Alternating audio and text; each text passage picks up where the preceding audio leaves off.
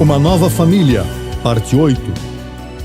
Agora perguntamos, que papel tem desempenhado ao longo da história, no desenvolvimento desta nova família de Deus, os homens e mulheres membros da Má Semente, que cresceu juntamente com o trigo durante os últimos 2000 anos e que em breve será destruída por Deus?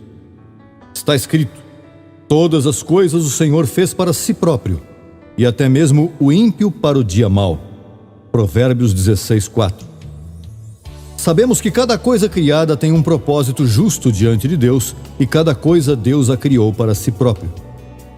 A má semente são os vasos de ira que Deus preparou de antemão para a destruição, e paralelamente com os vasos de misericórdia, que na linhagem de Abraão provém de Jacó, os vasos de ira provêm de Esaú. Pois ainda não haviam nascido, nem haviam feito bem nem mal, para que o propósito de Deus conforme a eleição permanecesse, não pelas obras, senão por aquele que chama. Lhe foi dito: o maior servirá ao menor.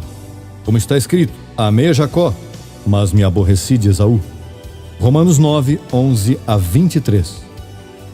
Então aqui vemos como que de uma mesma matriz nascem as cabeças dessas duas correntes genealógicas totalmente opostas entre si, e cuja existência nada tem a ver com sua origem terrenal, senão com a eleição de Deus antes dos tempos. Foi quando Deus, lá no terceiro céu, realizou a grande eleição. Lá fomos conhecidos, eleitos, chamados, justificados e predestinados, para hoje vir a formar parte excelsa desta nova família de Deus.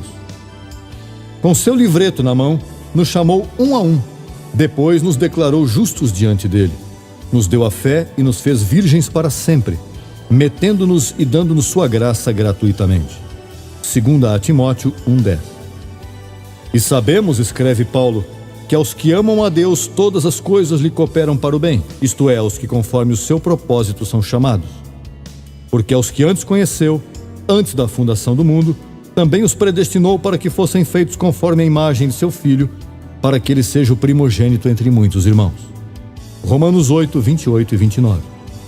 Eis aqui a nova família de Deus, vista de outro ângulo, composta por Jesus Cristo homem e seus muitos irmãos. Hebreus 2, 10 e 11.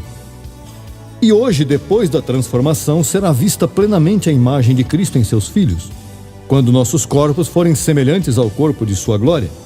Filipenses 3, 21. Porque aos que antes conheceu, a estes também glorificou. Romanos 8, 30. Em um de seus tantos calqueus, Jesus Cristo homem nos dizia que ao dar-nos a fé antes dos tempos, ali nos justificou. E ao nos justificar, nos fez virgens para sempre, virgens em nosso espírito. Em suas visões apocalípticas, João nos viu assim lá no Monte de Sião. Nos viu virgens. Entretanto, João, com sua mente da circuncisão, relacionou esta virgindade com o sexo, dizendo: estes são os que não se contaminaram com mulheres. Apocalipse 14, 4.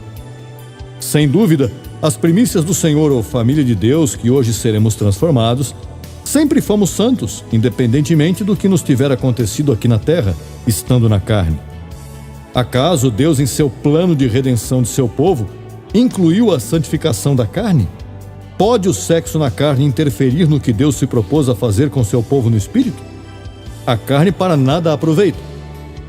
João 6, 53. Disse o Senhor: por isto digo, irmãos, escreve Paulo, que a carne e o sangue não podem herdar o reino de Deus, nem a corrupção herda a incorrupção. 1 Coríntios 15, 50. Então, com a transformação do corpo, Deus dá hoje o golpe final à carne na vida de seus filhos, e desde esse momento, seu povo ou sua igreja começa a ser o modelo universal de uma nova família. Agora, abre-se um futuro expectante e fascinante de coisas grandes e maravilhosas que o olho humano da velha criação nunca viu nem ouviu. Há um texto no livro do profeta Jeremias que sempre nos pareceu significativo, ao ver ali dentro das coisas novas que Deus fará hoje, uma em que se destaca o contraste entre a velha e a nova criação de uma família celestial aqui na terra. Porque o Senhor criará uma coisa nova sobre a terra: a mulher rodeará o varão. Jeremias 31, 22.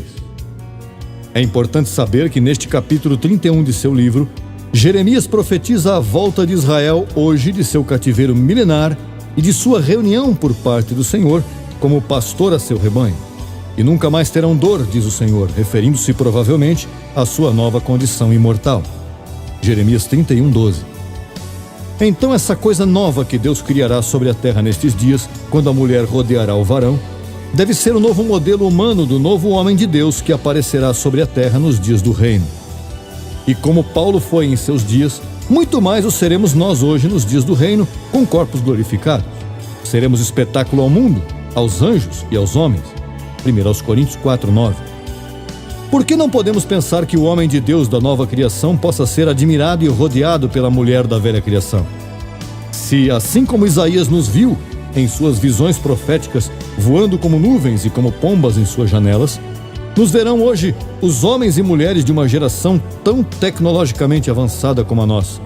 Então, certamente seremos um espetáculo nunca antes visto pelo olho humano, pois não se trata de seres robóticos, mecânicos e computadorizados criados pela ciência do homem do século XXI, senão de seres humanos criados diretamente por Deus em uma formação e evolução histórica com uma nova compleição física sobrenatural e eterna, com os quais o Senhor introduzirá hoje nesta terra o novo homem que trará agora sua imagem impoluta, imortal e perfeita. Uma nova sociedade humano-angelical que regerá com as leis do universo a um novo reino. Foi tão impactante e inusitada a visão que Isaías teve do novo homem de Deus que o profeta se perguntou assombrado: quem são estes? Então, o fato de que a mulher da velha criação rodeie hoje ao varão da nova criação não deve ser coisa estranha para o leitor, pois se trata de uma dessas grandes maravilhas que o olho nunca viu.